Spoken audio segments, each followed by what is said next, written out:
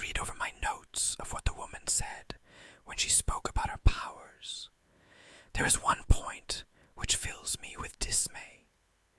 She implies that when the influence is slight, the subject knows what he is doing, but cannot control himself, whereas when it is strongly exerted, he is absolutely unconscious. Now, I have always known what I did, though less so last night than on the previous occasions. That seems to mean that she has never yet exerted her full powers upon me. Was ever a man so placed before? Yes, perhaps there was, and very near me too. Charles Sadler must know something of this. His vague words of warning take a meaning now. Oh, if I had only listened to him then, before I helped, by these repeated sittings, to forge the links of the chain which binds me. But I will see him today. I will apologize to him for having treated his warning so lightly. I will see if he can advise me. 4 p.m. No, he cannot. I have talked with him, and he showed such surprise at the first words, in which I tried to express my unspeakable secret, that I went no further. As far as I can gather, by hints and inferences, rather than by any statement, his own experience was limited to some words or looks, such as I have myself endured. His abandonment of Miss Penclosa is in itself a sign that he was never really in her toils. Oh, if he only knew his escape! He has to thank his phlegmatic Saxon temperament for it. I am black and Celtic, and this hag's clutch is deep in my nerves. Shall I ever get it out? Shall I ever be the same man that I was just one short fortnight ago? Let me consider what I had better do. I cannot leave the university in the middle of the term. If I were free, my course would be obvious. I should start at once and travel in Persia. But would she allow me to start? And could her influence not reach me in Persia and bring me back to within touch of her crutch? I can only find out the limits of this hellish power by my own bitter experience. I will fight and fight and fight. And what can I do more? I know very well that about 8 o'clock tonight, that craving for her society, that irresistible restlessness, will come upon me. How shall I overcome it? What shall I do? I must make it impossible for me to leave the room. I shall lock the door and throw the key out of the window. But then, what am I to do in the morning? Never mind about the morning. I must at all costs break this chain which holds me. April 9th. Victory. I have done splendidly. At 7 o'clock last night, I took a hasty dinner, and then locked myself up in my bedroom and dropped the key into the garden. I chose a cheery novel and lay in bed for 3 hours, trying to read it, but really in a horrible state of trepidation, expecting every instant that I should become conscious of the impulse. Nothing of the sort occurred, however, and I awoke this morning with the feeling that a black nightmare had been lifted off me. Perhaps the creature realized what I had done and understood that it was useless to try to influence me. At any rate, I have beaten her once, and if I can do it once, I can do it again. It was most awkward about the key in the morning. Luckily, there was an undergardener below, and I asked him to throw it up. No doubt he thought I had just dropped it. I will have doors and windows screwed up, and 6 stout men to hold me down in my bed, before I will surrender myself to be hag-ridden in this way. I had a note from Mrs. Marden this afternoon, asking me to go round and see her. I intended to do so in any case, but had not accepted to find bad news waiting for me. It seems that the Armstrongs, from whom Agatha has expectations, are due home from Adelaide in the Aurora, and that they have written to Mrs. Marden and her to meet them in town.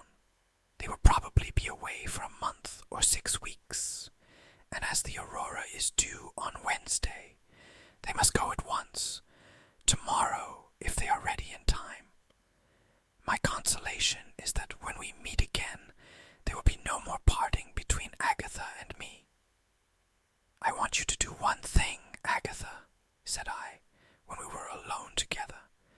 If you should happen to meet Miss Penclosa, either in town or here, you must promise me never again to allow her to mesmerize you. Agatha opened her eyes. Why, it was only the other day that you were saying how interesting it all was, and how determined you were to finish your experiments. I know, but I have changed my mind since then, and you won't have it any more. No, I am so glad, Austin. You can't think how pale and worn you have been lately. It was really our principal objection to going to London now that we did not wish to leave you when you were so pulled down, and your manner has been so strange occasionally, especially that night when you left poor Professor Pratt Haldane to play dummy. I am convinced that these experiments are very bad for your nerves. I think so too, dear, and for Miss Penclosa's nerves as well. You have heard that she is ill? No. Mrs. Wilson told us so last night. She described it as a nervous fever. Professor Wilson is coming back this week, and of course Mrs. Wilson is very anxious that Miss Penclosa should be well again then. Vicky has quite a program of experiments which he is anxious to carry out. I was glad to have Agatha's promise, for it was enough that this woman should have one of us in her clutch. On the other hand, I was disturbed to hear about Miss Penclosa's illness. It rather discounts the victory which I appeared to win last night. I remember that she said that loss of health interfered with her power. That may be why I was able to hold my own so easily. Well, I must take the same precautions tonight and see what comes of it. I am childishly frightened when I think of her. April 10th. All went very well last night. I was amused at the gardener's face when I had again to hail him this morning and to ask him to throw up my key. I shall get a name among the servants if this sort of thing goes on. But the great point is that I stayed in my room without the slightest inclination to leave it. I do believe that I am shaking myself clear of this incredible bond, or is it only that the woman's power is in abeyance until she recovers her strength? I can but pray for the best. The Mardens left this morning, and the brightness seems to have gone out of the spring sunshine. And yet it is very beautiful also, as it gleams on the green chestnuts opposite my windows, and gives a touch of gaiety to the heavy, lichen-mottled walls of the old colleges. How sweet and gentle and soothing is nature! Who would think that there lurked in her also such vile forces, such odious possibilities? For of course I understand that this dreadful thing which has sprung out at me is neither supernatural nor even preternatural. No, it is a natural force which this woman can use, and society is ignorant of. The mere fact that it ebbs with her strength shows how entirely it is subject to physical laws. If I had time, I might probe it to the bottom and lay my hands upon its antidote. But you cannot tame the tiger when you are beneath his claws. You can but try to writhe away from him. Ah, when I look in the glass and see my own dark eyes and clear-cut Spanish face, I long for a vitriol splash or a bout of the smallpox. One or the other might have saved me from this calamity. I am inclined to think that I may have trouble tonight. There are two things which make me fear so. One is that I met Mrs. Wilson in the street, and that she tells me that Miss Penclosa is better, though still weak.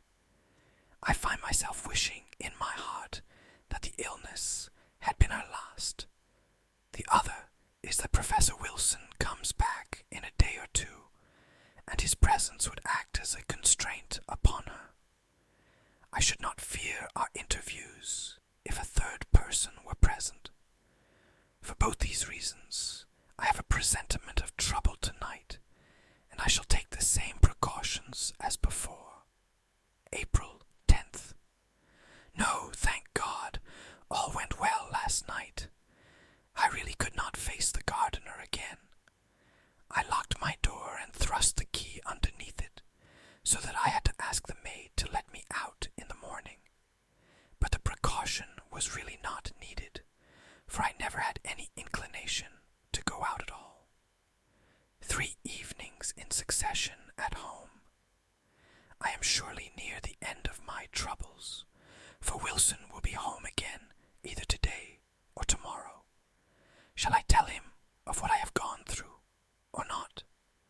I am convinced that I should not have the slightest sympathy from him. He would look upon me as an interesting case, and read a paper about me at the next meeting of the Psychical Society, in which he would gravely discuss the possibility of my being a deliberate liar, and weigh it against the chances of my being in an early stage of lunacy. No, I shall get no comfort out of Wilson. I am feeling wonderfully fit and well. I don't think I ever lectured with greater spirit. Oh, if I could only get this shadow off my life, how happy I should be. Young, fairly wealthy, in the front rank of my profession, engaged to a beautiful and charming girl. Have I not everything which a man could ask for? Only one thing to trouble me, but what a thing it is. Midnight. I shall go mad. Yes, that will be the end of it. I shall go mad. I am not far from it now. My head throbs as I rest it on my hot hand. I am quivering all over like a scared horse. Oh, what a night I have had! And yet I have some cause to be satisfied also. At the risk of becoming the laughing-stock of my own servant, I again slip my key under the door, imprisoning myself for the night.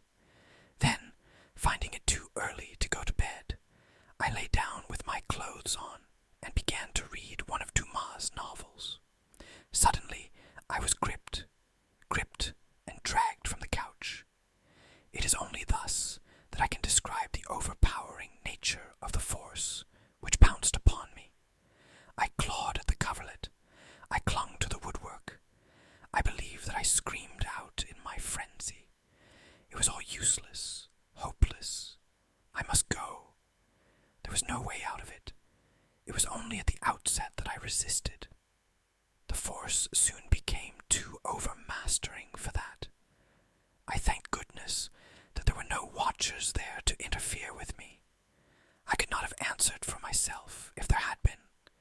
And, besides the determination to get out, there came to me also the keenest and coolest judgment in choosing my means. I lit a candle and endeavored, kneeling in front of the door, to pull the key through with the feather end of a quill pen. It was just too short and pushed it further away. Then, with quiet persistence, I got a paper knife out of one of the drawers, and with that I managed to draw the key back. I opened the door, stepped into my study, took a photograph of myself from the bureau, wrote something across it, placed it in the inside pocket of my coat, and then started off for Wilson's. It was all wonderfully clear, and yet disassociated from the rest of my life, as the incidents of even the most vivid dream might be. A peculiar double consciousness possessed me.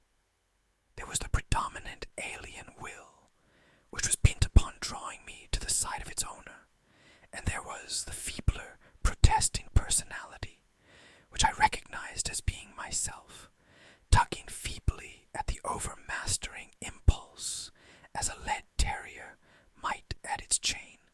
I can remember recognizing these two conflicting forces, but I recall nothing of my walk, nor of how I was admitted to the house. Very vivid, however, is my recollection of how I met Miss Penclosa. She was reclining on the sofa in the little boudoir in which our experiments had usually been carried out.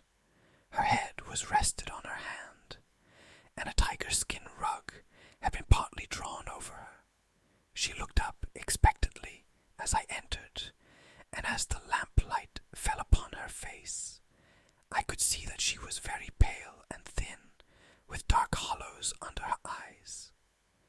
She smiled at me and pointed to a stool beside her. It was with her left hand that she pointed, and I, running eagerly forward, seized it. I loathe myself as I think of it, and pressed it passionately to my lips. Then, seating myself upon the stool, and still retaining her hand, I gave her the photograph which I had brought with me, and talked, and talked, and talked, of my love for her, of my grief over her illness, of my joy at her recovery, of the misery it was to me to be absent a single evening from her side. She lay quietly looking down at me with imperious eyes and a provocative smile. Once I remember that she passed her hand over my hair as one caresses a dog, and it gave me pleasure. The caress. I thrilled under it. I was her slave, body and soul, and for the moment I rejoiced in my slavery. And then came the blessed change. Never tell me that there is not a providence. I was on the brink of perdition. My feet were on the edge. Was it a coincidence that at that very instant help should come? No, no, no. There is a providence, and its hand has drawn me back. There is something in the universe stronger than this devil woman with her tricks. Ah, what a balm to my heart it is to think so. As I looked up at her, I was conscious of a change in her. Her face, which had been pale before, was now ghastly. Her eyes were dull, and the lids drooped heavily over them. Above all, the look of serene confidence had gone from her features. Her mouth had weakened, her forehead had puckered. She was frightened and undecided. And as I watched the change, my own spirit fluttered and struggled, trying hard to tear itself from the grip which held it, a grip which, from moment to moment, grew less secure. "Austin," she whispered, "I have tried to do too much. I was not strong enough. I have not recovered yet from my illness. But I could not live longer without seeing you. You won't leave me, Austin. This is only a passing weakness. If you will only give me 5 minutes, I shall be myself again. Give me the small decanter from the table in the window." But I had regained my soul. With her waning strength, the influence had cleared away from me and left me free. And I was aggressive, bitterly, fiercely aggressive. For once at least I could make this woman understand what my real feelings toward her were. My soul was filled with a hatred as bestial as the love against which it was a reaction. It was the savage, murderous passion of the revolted serf. I could have taken the crutch from her side and beaten her face in with it. She threw her hands up as if to avoid a blow, and cowered away from me into the corner of the settee. "The brandy!" she gasped. "The brandy!" I took the decanter and poured it over the roots of a palm in the window. Then I snatched the photograph from her hand and tore it into 100 pieces. "You vile woman," I said. "If I did my duty to society, you would never leave this room alive." "I love you, Austin. I love you," she wailed. "Yes," I cried, "and Charles Sadler before, and how many others before that?" "Charles Sadler," she gasped. "He has spoken to you. So Charles Sadler, Charles Sadler." Her voice came through her white lips like a snake's hiss. "Yes, I know you, and others shall know you too. You shameless creature. You knew how I stood, and yet you used your vile power to bring me to your side. You may perhaps do so again, but at least you will remember that you have heard me say that I love Miss Marden from the bottom of my soul, and that I loathe you, abhor you. The very sight of you and the sound of your voice fill me with horror and disgust. The thought of you is repulsive. That is how I feel toward you,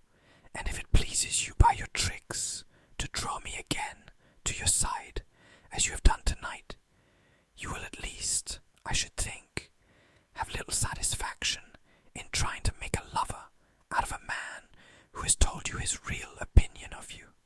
You may put what words you will into my mouth, but you cannot help remembering. I stopped, for the woman's head had fallen back, and she had fainted. She could not bear to hear what I had to say to her. What a glow of satisfaction it gives me to think that, come what may, in the future, she can never misunderstand my true feelings toward her. But what will occur in the future? What will she do next? I dare not think of it. Oh, if only I could hope that she will leave me alone. But when I think of what I said to her, never mind. I have been stronger than she for once. April 11th. I hardly slept last night, and found myself in the morning so unstrung and feverish that I was compelled to ask Pratt Haldane to do my lecture for me. It is the first that I have ever missed. I rose at midday, but my head is aching, my hands quivering, and my nerves in a pitiable state. Who should come round this evening but Wilson? He had just come back from London, where he has lectured, read papers, convened meetings, exposed a medium, conducted a series of experiments on thought transference, entertained Professor Richet of Paris, spent hours gazing into a crystal, and obtained some evidence as to the passage of matter through matter. All this he poured into my ears in a single gust. "But you," he cried at last, "you are not looking well, and Miss Penclosa is quite prostrated today. How about the experiments?" "I have abandoned them." "Tut, tut, why? The subject seems to me to be a dangerous one." Out came his big brown notebook. "This is of great interest," said he. "What are your grounds for saying that it is a dangerous one? Please give your facts in chronological order, with approximate dates and names of reliable witnesses, with their permanent addresses. First of all," I asked, "would you tell me whether you have collected any cases where the mesmerist has gained a command over the subject and has used it for evil purposes?" "Dozens," he cried exultantly. "Crime by suggestion. I don't mean suggestion. I mean where a sudden impulse comes from a person at a distance, an uncontrollable impulse." "Obsession," he shrieked in an ecstasy of delight. "It is the rarest condition. We have 8 cases, 5 well attested. You don't mean to say—" His exultation made him hardly articulate. "No, I don't," said I. "Good evening. You will excuse me, but I am not very well tonight." And so at last I got rid of him, still brandishing his pencil and his notebook. My troubles may be bad to hear, but at least it is better to hug them to myself than to have myself exhibited by Wilson like a freak at a fair. He has lost sight of human beings. Everything to him is a case and a phenomenon.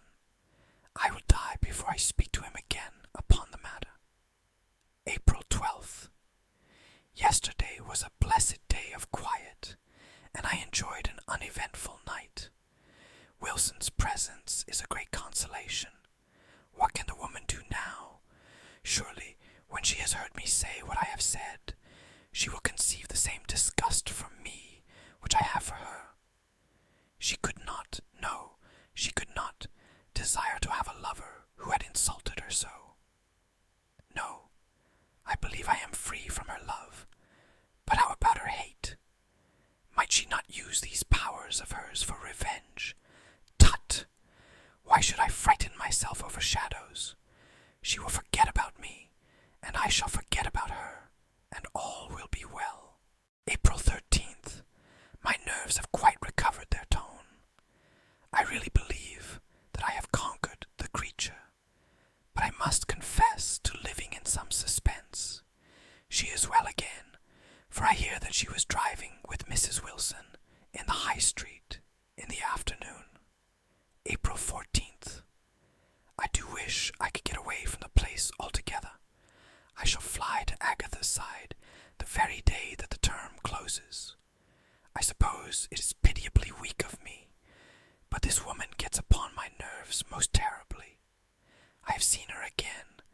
have spoken with her.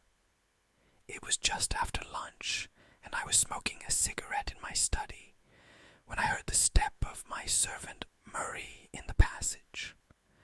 I was languidly conscious that a second step was audible behind, and had hardly troubled myself to speculate who it might be, when suddenly a slight noise brought me out of my chair, with my skin creeping with apprehension.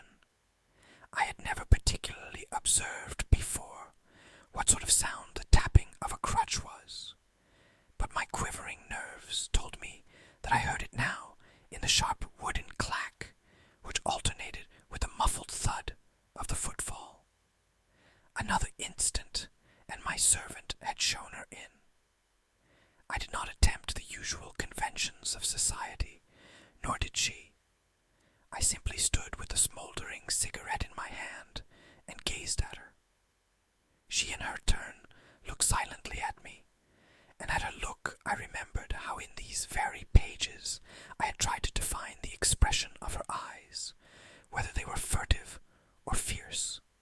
Today they were fierce, coldly and inexorably so. "Well," said she at last, "are you still of the same mind as when I saw you last?" "I have always been of the same mind." "Let us understand each other, Professor Gilroy," said she slowly.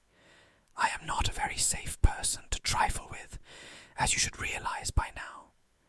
It was you who asked me to enter into a series of experiments with you. It was you who won my affections. It was you who professed your love for me. It was you who brought me your own photograph with words of affection upon it. And finally, it was you who on the very same evening thought fit to insult me most outrageously, addressing me as no man has ever dared to speak to me yet. Tell me that those words came from you in a moment of passion, and I am prepared to forget and to forgive them. You did not mean what you said, Austin. You do not really hate me." I might have pitied this deformed woman. Such a longing for love broke suddenly through the menace of her eyes. But then I thought of what I had gone through, and my heart set like flint. "If ever you heard me speak of love," said I, "you know very well that it was your voice which spoke, and not mine. The only words of truth which I have ever been able to say to you are those which you heard when last we met. I know someone has set you against me. It was he." She tapped with her crutch upon the floor. "Well, you know very well that I could bring you this instant, crouching like a spaniel to my feet. You will not find me again in my hour of weakness, when you can insult me with impunity. Have a care what you are doing, Professor Gilroy. You stand in a terrible position. You have not yet realized the hold which I have upon you." I shrugged my shoulders and turned away. "Well," said she, after a pause, "if you despise my love, I must see what can be done with fear. You smile, but the day will come when you will come screaming to me for pardon. Yes, you will grovel on the ground before me, proud as you are, and you will curse the day that ever you turned me from your best friend into your most bitter enemy. Have a care, Professor Gilroy." I saw a white hand shaking in the air, and a face which was scarcely human, so convulsed was it with passion. An instant later she was gone, and I heard the quick hobble and tap receding down the passage. But she has left a weight upon my heart. Vague presentiments of coming misfortune lie heavy upon me. I try in vain to persuade myself that these are only words of empty anger. I can remember those relentless eyes too clearly to think so. What shall I do? Ah, what shall I do? I am no longer master of my own soul. At any moment this loathsome parasite may creep into me, and then I must tell someone my hideous secret. I must tell it or go mad. If I had someone Charles Sadler would understand me only so far as his own experience carries him. Pratt, Haldane. He is a well-balanced man, a man of great common sense and resource. I will go to him. I will tell him everything.